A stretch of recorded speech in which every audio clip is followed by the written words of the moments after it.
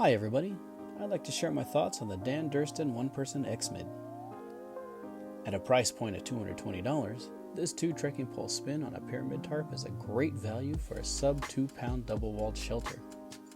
The color is a muted desert sage, which looks very nice, and its offset trekking pole design has an overall pleasing look.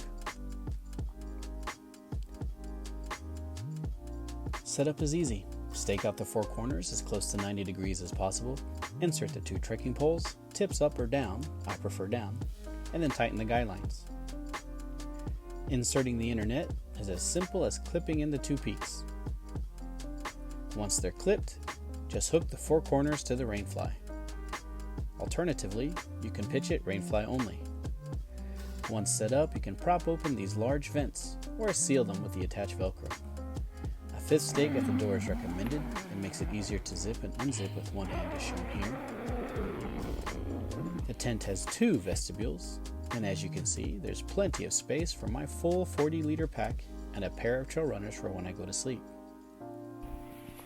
The inner net has a decent bathtub floor, but it does not open easily with one hand. Not a big deal, but worth noting nonetheless.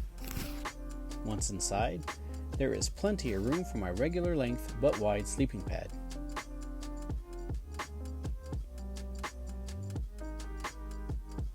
When I lie down, there's plenty of room at my head, but the shoulders get a little tight with the inner wall.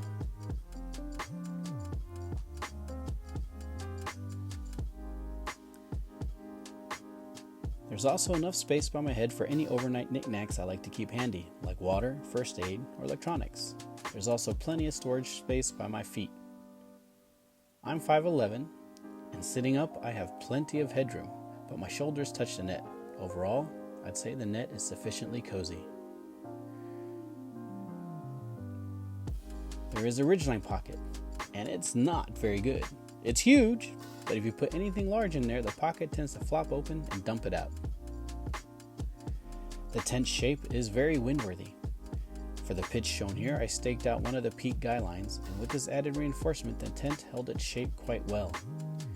It should also be noted that in wet conditions there will be condensation, but there's enough separation between the inner and the fly that it's not an issue.